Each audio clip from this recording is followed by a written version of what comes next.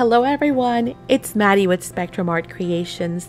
Thank you so much for joining us today in the art studio. Well, today we are going to be working on a very fun, very versatile project, which I hope you guys will enjoy. I'll just spend a couple of minutes telling you about the idea and then we'll get right into crafting. So, as makers, we love creating all these little pieces of artwork and cards that we love to give to our friends and family and neighbors, and possibly even sell, right, at fairs and events. Well, the problem always comes where you spent, right, all of your time and your effort and your materials into making these cute, super cute cards. And then, you know, your friends, your family love them. They'll look at them and say, wow, look at all those great details. But then what? Well, possibly they will keep them for a little bit, right? And display them. They'll show them to friends. But after a while, they'll either end up in a drawer or they'll end up possibly even in the trash, right? Which we'd hate to think that that happens, but it could happen. Well, I think I've come up with a way to actually entice our friends and family to actually keep our cards. And I've done that by creating a magnetic display for our cards that we're going to be making. Now, the idea behind this, again, is that not only will they be able to keep that lovely greeting card that you've made them save for Father's Day or a birthday or Mother's Day, but then come next season, next event, be it Christmas or Valentine's Day or their birthday, or maybe just because you're thinking of them or you hope they're feeling better and you're using, you know, your lovely graphic 45 collections. For example, this is Woodland Friends, which we're going to be working with today. You're using, you know, all the stuff, and they'll say, oh my gosh, that's lovely. They'll put this on their desk. They might even hang it from the wall or on the fridge if they want to even magnetize the back even more and be able to display that card. Next season comes around, you made them a beautiful Christmas card, and they'll just interchange it and put that one on your frame. And so on and so on. So basically, it is a way for them to actually keep their little works of art that you've provided or gifted them, and then be able to interchange them throughout the year. So I hope you guys will come along, craft with us, look at the lovely collection that we're going to be using today. And then, of course, as always, we love to hear your comments, so please don't forget to give us a thumbs up and leave a comment down below. Let us know, is there a collection from Graphic 45 that you would like to see us maybe make another one? Because we could possibly make different ones, right? Like I said, for different occasions. I know that there is a gorgeous fall collection and a Halloween collection, and there's of course the Christmas collections, so we can make some additional cards to provide some inspiration. So we love to hear your feedback, but without further ado, let's get right into crafting. Our first step is going to be to look for a focal point. In this case, we're looking for images. I'm using my base to measure and see how these would actually look before I decide and commit as to which ones I'm going to cut out, but I will be sure to cut out plenty of options just so we can kind of play around with those images. And of course, this gorgeous pad is just full of Woodland Friends, so we have plenty of options here.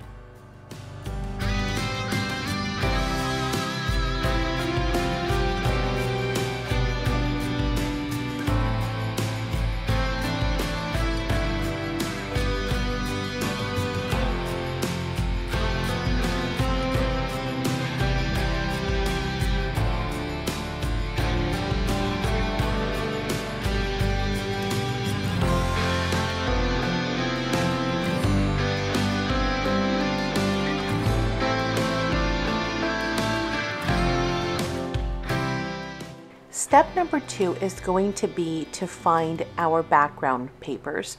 So now that we have our images and we pretty much have an idea as to what's going to go where, we are just going to find something that is going to help us bring out those little critters to give us a pop of color, and that coordinates very well with the inner and the back pages.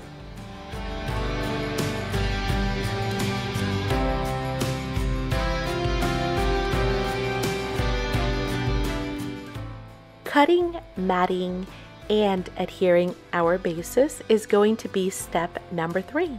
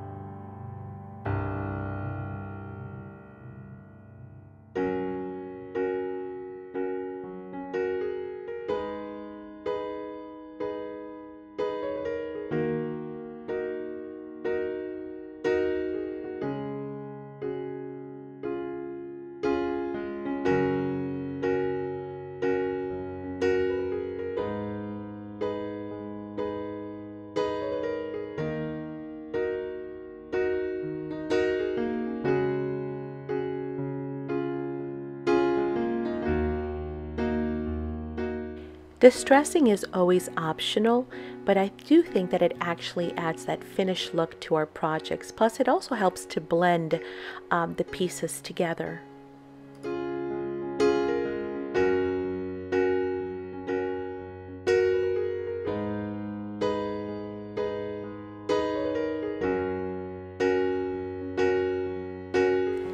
Now that the bases are done, it's time to start thinking about adhering our decorative panels.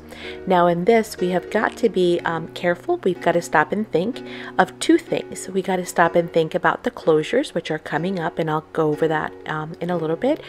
And then also we got to think about the fact that the back panel has got to wait, because we will be adding magnets to that as well.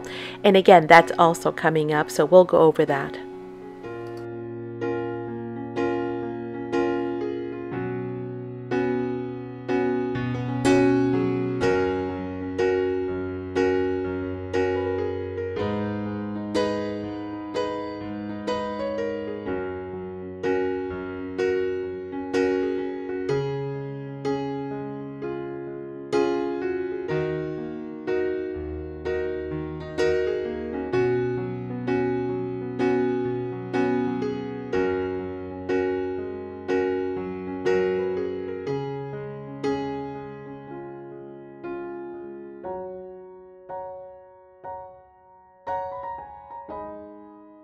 Step 4 is going to be adding our closure. I am using a ribbon, so I am hiding it behind the panels. So it depends on what type of closure you're using. You might want to think of that first and make that selection before gluing down all of your decorative panels, that is, because in my case I am hiding the ribbon behind one of the decorative panels. If you are using magnets, you'd probably do the same thing. If you're using brads, you probably do the same thing. Some closures are not necessarily affected by whether you glue your panels down first or not, such as maybe eyelids or maybe a metal clasp. So you know, you might want to consider that before you actually glue down all of your decorative panels and decide what your closure is going to be.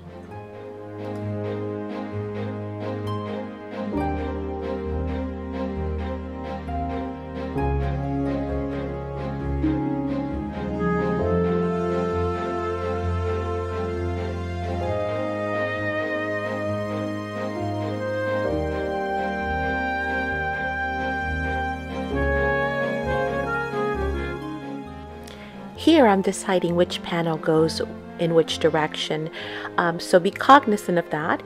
In my case, I had lines that are going across and I wanted them to match. You might have text or maybe photos in your background pages and your panels, and you want to make sure that those are all facing in the right direction before committing to adhere.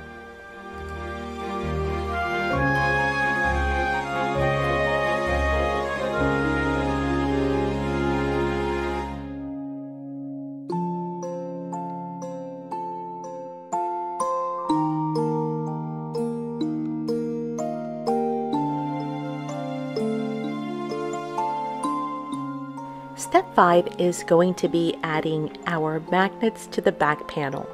I am using glue dots just to hold my magnets in place. You do not want to get too close to your edges when placing your magnets. I kind of got too close here and then realized A, the magnet is going to show through, and then B, there will not be enough room for the paper to actually adhere in those corners.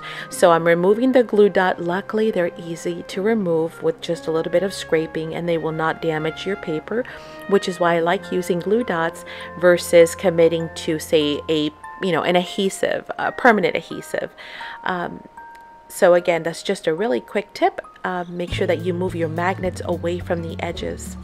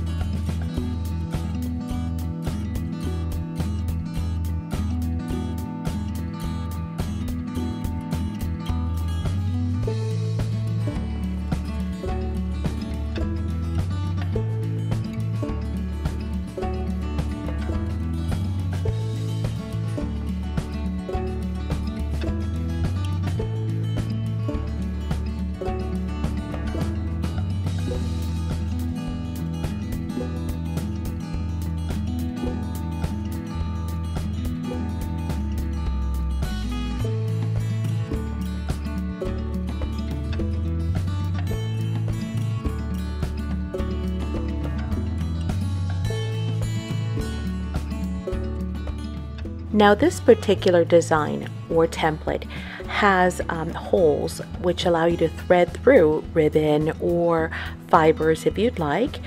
So I kind of did both just to kind of show you that this is what it would look like if you decided to put a ribbon through. And then of course I removed it and decided to go with a totally different look, but I wanted to show you that there were options.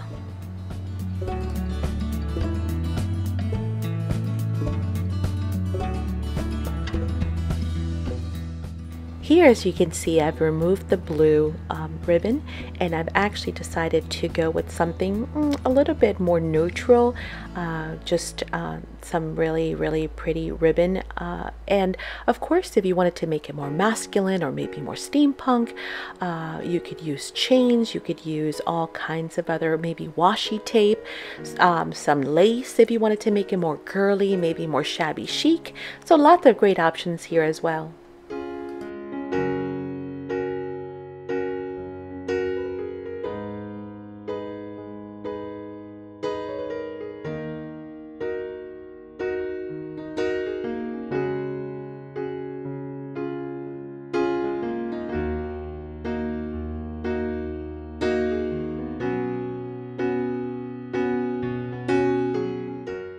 And now we are on to step 6, and that is the decorating. Our base is fully done. Our magnets have been placed. We now get to work on decorating our card. I'm going to leave the inside blank because I'm not sure what occasion this might be for, but now we just start playing with all the different images that we fussy cut, maybe some of the die cuts and stickers and ephemera, and then of course bringing in some other elements from mixed media. Because I love using lots of different layers, lots of different elements just to kind of help it all work cohesively and blend in. So here comes playtime.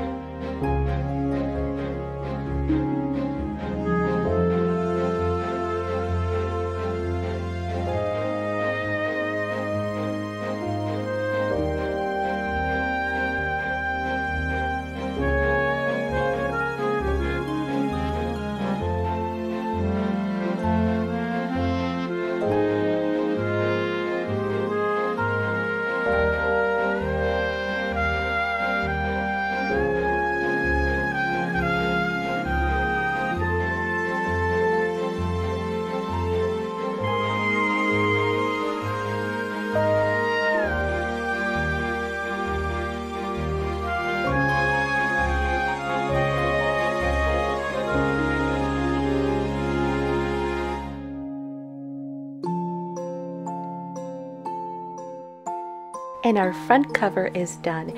We have used beautiful metal, flowers, stickers from the packs, words, the elements, die cut, fussy cut elements. We've just had a whole lot of fun adding lots of mixed media and great elements from this collection. In step 7, we are going to be creating our very own custom-made magnetic frame. I did try to shop around, and I guess what? I was pretty shocked.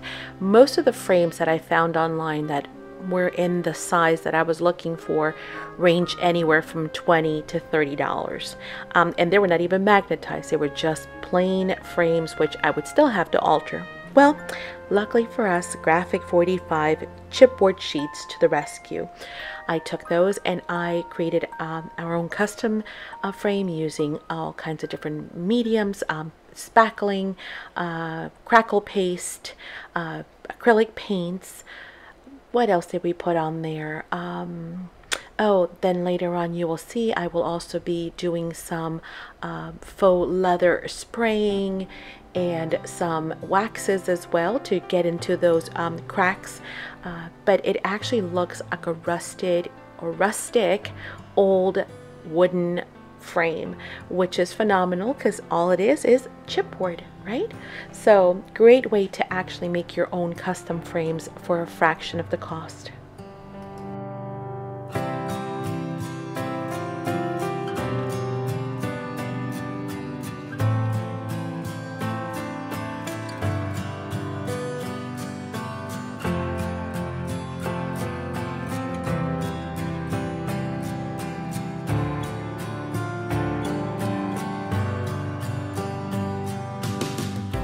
For color matching, I grabbed my gorgeous ornate Graphic 45 corners and I try to match the color of wax because I know that that's going to be the color that's going to be the accent in the cracks. And here's the nice thing about using the corners. I was going to actually give my pieces to my husband to take to his workshop and actually, because I did layer the chipboard, so it's really, really sturdy. It's like wood. And I was going to ask him to actually do the miter cut, the angle cut for me. And then when I actually put them together and I put my little corners, I saw that I didn't need to. So I was able to get away with straight edges, straight cuts by using my beautiful ornate metal corners. So I totally recommend them because they can hide a world of sin and just make your project that much more elegant.